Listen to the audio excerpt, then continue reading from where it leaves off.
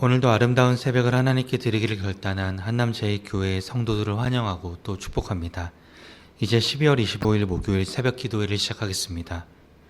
다 함께 찬송 123장을 부르겠습니다. 찬송가 123장 저 들밖에 한밤중에입니다.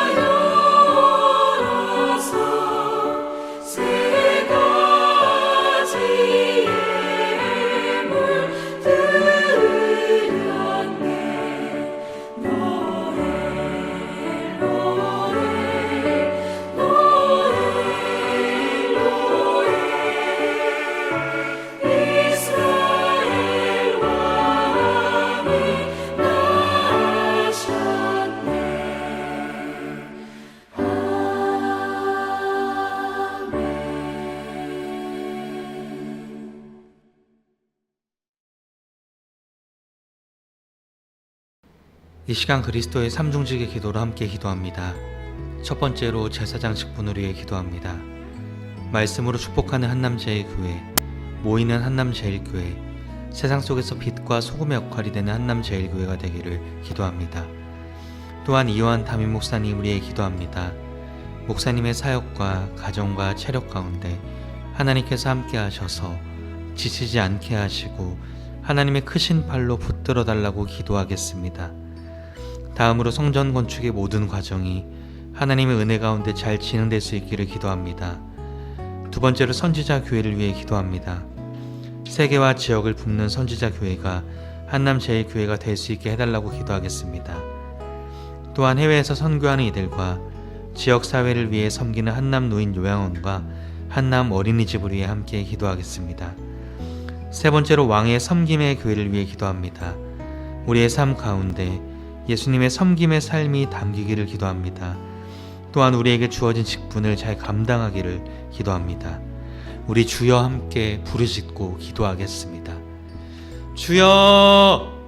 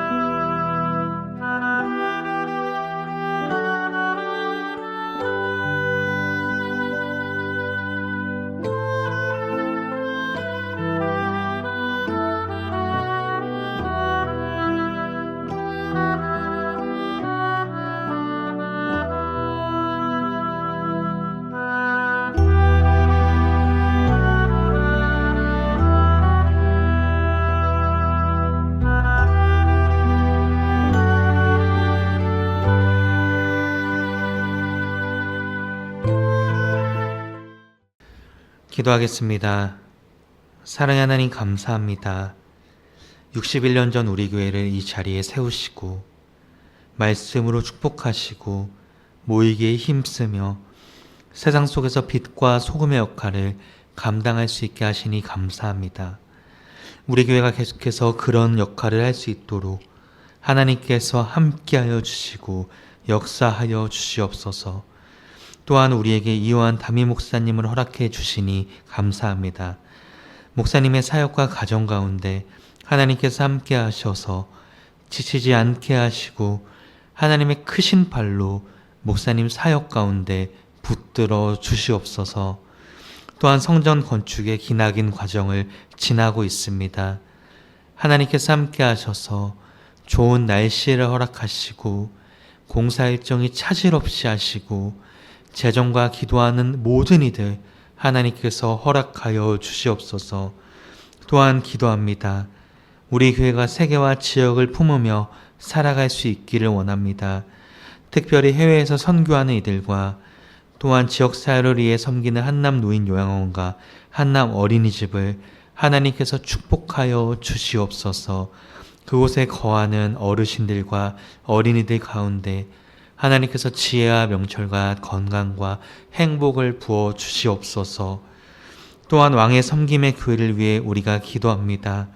우리의 삶 가운데 예수님의 섬김의 삶이 가득 담기기를 하나님 기도합니다. 또한 우리에게 주어진 직분을 하나님 만나는 그날까지 끝까지 감당할 수 있도록 하나님께서 인도하여 주시옵소서. 거룩하신 예수님의 이름으로 기도합니다. 아멘.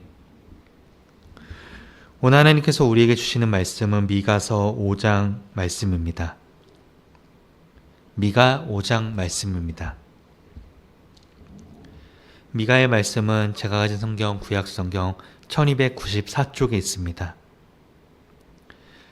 다 찾으신 줄 알고 저와 여러분이 함께 읽겠습니다. 딸 군대여 너는 때를 모을지어다.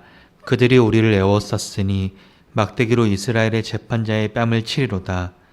베들레헴 에브라다야 너는 유다 족속 중에 작을지라도 이스라엘을 다스릴 자가 내게서 내게로 나올 것이라. 그의 근본은 상고에 영원의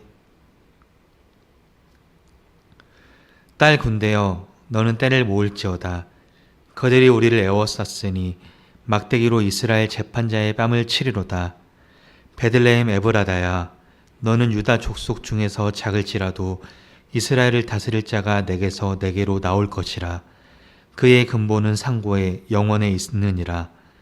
그러므로 여인이 해산하기까지 그들을 붙여 두시겠고 그 후에는 그의 형제 가운데 남은 자가 이스라엘 자손에게로 돌아오리니 그가 여호와의 능력과 그의 하나님 여호와의 이름의 위엄을 의지하고 서서 목축하니 그들이 거주할 것이라.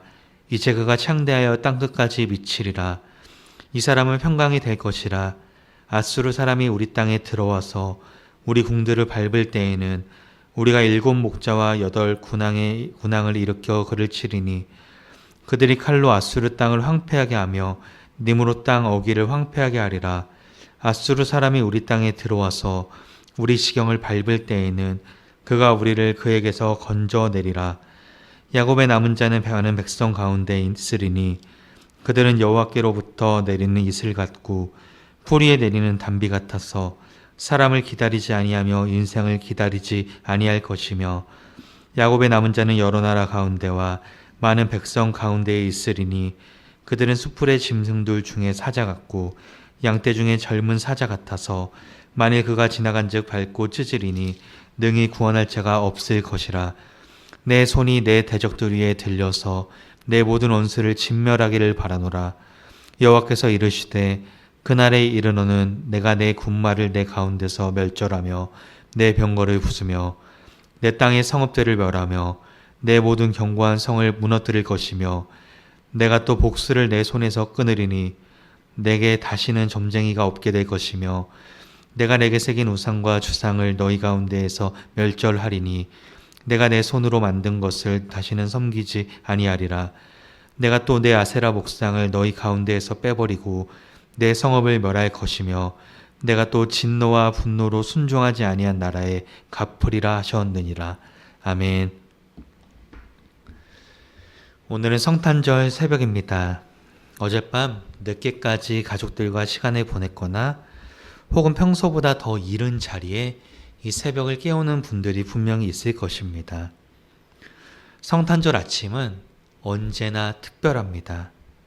그날이 거창하지는 않아도 마음 한편이 괜히 따뜻해지는 아주 좋은 날입니다. 그런데 오늘 성경이 말하는 첫 번째 성탄은 우리가 생각하는 것보다 훨씬 더 조용하고 또 훨씬 더 절박한 상황에서 시작되었습니다. 오늘 본문 말씀인 미가 5장 말씀은 희망이 보이지 않는 상황에서 주어진 말씀입니다. 이스라엘은 지금 손을 쓸 수 없는 위기에 놓여 있습니다. 그들의 성은 에워싸여 있고 왕은 조롱을 당하고 있으며 또한 백성들은 두려움에 가득 차 있습니다. 그런데 하나님은 그 어려운 상황 한복판에서 이렇게 이야기하고 있습니다. 베들레헴 에브라다야, 내게서 한 다스리는 자가 나올 것이라. 구원의 약속은 언제나 가장 어두운 자리에서 그리고 사람들이 전혀 기대하지 않았던, 생각할 수 없었던 방향에서 일어나곤 합니다. 오늘 말씀 3절에서 6절은 미가 선지자가 오실 구원자를 목자로 묘사를 하고 있습니다. 이 목자는 단순히 나라를 다시 세우고 다시 돌보는 정치적인 지도자를 뜻하는 말이 아닙니다. 그는 백성을 먹이고 또한 지키며 무엇보다 평안을 가져다 주시는 분이었습니다. 그가 여호와의 능력으로 자기 양떼를 먹을 것이라. 그리고 또한 성경은 분명하게 이야기하고 있습니다. 그는 우리의 평강이 될 것이라. 이스라엘은 전쟁이라는 아주 어려운 위기 가운데 있었습니다. 또한 곧 그들에게 닥쳐올 고통은 마치 해산의 수고와도 같았습니다. 하지만 하나님께서는 그 구원의 끝에, 그 고통의 끝에 평강을 약속하셨습니다. 이 말씀이 오늘 성탄절과 자연스럽게 이어지게 됩니다. 예수님은 하늘의 보좌를 버리고 이 땅에 오셔서 스스로를 선한 목자라고 칭하셨습니다. 목자는 양을 위해 자리를 지키는 분이십니다. 위험한 순간에 처하면 먼저 도망가지 아니하고 자기 생명을 내어주면서까지 양을 보호하는 존재가 바로 목자입니다. 성탄은 우리 인생의 불안과 인생의 위기 한가운데로 우리 목자가 직접 걸어오신 아주 놀라운 사건입니다. 양과 같이 연약했던 우리에게 목자 되시는 예수님이 직접 우리 안에 걸어오셨다는 아주 놀라운 사건입니다. 그런데 오늘 말씀 10절 이후에는 분위기가 완전히 달라지게 됩니다. 하나님께서는 이스라엘이 의지하던 군마와 병거를 완전히 끊으시고 그들의 견고하다고 믿고 있었던 성읍을 완전히 무너뜨리겠다고 말씀하셨습니다. 이것은 이들을 단순히 심판하겠다는 선언이 아닙니다. 하나님이 백성을 버리셨다는 그런 뜻도 아닙니다. 오히려 하나님께서는 자신의 백성이 하나님 외에 붙들고 있었던 것들을 내려놓게 하시는 겁니다. 이스라엘은 하나님을 믿는다고 했지만, 입으로는 그렇게 말을 했지만 실제로는 힘과 숫자, 눈에 보이는 안전장치에 더 마음을 둘 때가 많이 있었습니다. 그래서 하나님께서는 자신 외에는 그것이 쓸모없음을 드러내고 계시는 것입니다. 우리도 비슷합니다. 우리도 이와 같습니다. 우리도 하나님을 믿는다고 의지한다고 고백을 하지만 마음 깊은 곳에서는 여전히 다른 것에 기대고 살아갈 때가 많이 있습니다. 하나님을 믿긴 하지만 혹시나 하는 상황에 대비해서 나의 생각과 나의 힘이 닿을 때 미리미리 이유를 대비할 때가 참으로 많이 있습니다. 하지만 성탄은 우리가 무엇을 내려놓아야 하는지 알려주고 있습니다. 다시금 배우는 날임을 우리가 기억하기를 원합니다. 7절에서 9절에서는 야곱의 남은 자라는 표현이 등장을 합니다. 이들은 포로로 끌려간 사람들입니다. 세상이 볼 때 포로는 실패한 사람, 또한 무너진 사람, 약자이며 아무렇게나 남겨진 사람들입니다. 하지만 하나님께서는 이 남은 자들을 통해 열방 가운데 이슬과 담비 같은 존재가 되게 하시겠다고 이야기하고 있습니다. 또한 그들을 사자처럼 강한 존재로 만드시겠다고 이야기하고 있습니다. 여러분, 하나님의 말씀은, 하나님의 일하심은 늘 이와 같습니다. 하나님께서는 내가 강해진 뒤에 사용하시는 분이 아닙니다. 약한 그 자리에서 이미 일을 시작하시는 분입니다. 내가 강할 때 내가 잘 되는 것은 나의 힘, 당연한 것으로 여길 때가 분명히 있습니다. 하지만 내가 가장 약할 때, 아무것도 할 수 없을 때 내가 잘됨은 오로지 하나님의 일하심을 우리는 알 수 있습니다. 하나님께서는 우리를 통해 이렇게 일하시기를 원하십니다. 예수님도 마찬가지입니다. 예수님은 베들레헴이라는 작은 동네에서 태어나셨고, 또한 구유에 누워 계셨고, 낮고 낮은 또한 작은 그 삶의 자리에서 구원의 길을 여셨습니다. 예수님이 멋진 동네 높은 위치에서 태어나서 우리를 다스렸다면 어쩌면 우리는 예수님을 우리의 친구로 고백하지 못하고 그 구원이 우리와는 동떨어진 것이었음을 말할지도 모릅니다. 오늘 성탄 새벽 우리가 서 있는 이 자리가 비록 작아 보일지라도 하나님께서는 이 자리를 통해 일하시는 분임을 여러분에게 선포하고 계십니다. 사랑하는 성도 여러분, 오늘 말씀은 분명히 이야기하고 있습니다. 구원은 언제나 하나님의 방식으로 옵니다. 군대를 모은다고 평화가 해결되지 않았고, 힘을 키운다고 이 모든 것들이 해결되지 않았습니다.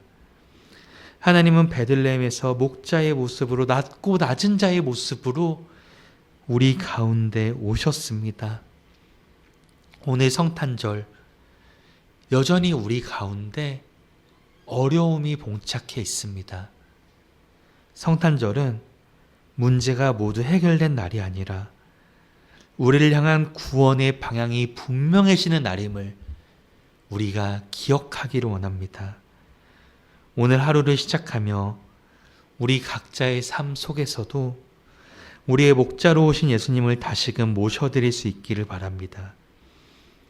우리를 위해 탄생하신 예수님께 우리의 불안한 마음을 드리고 내가 잘못 붙잡고 있었던 것들을 내려놓고 내 자리가 작고 낮은 자리일지라도 하나님께서 일하신다는 것을 믿으며 이 하루를 시작하는 성탄 새벽이 되기를 축복합니다.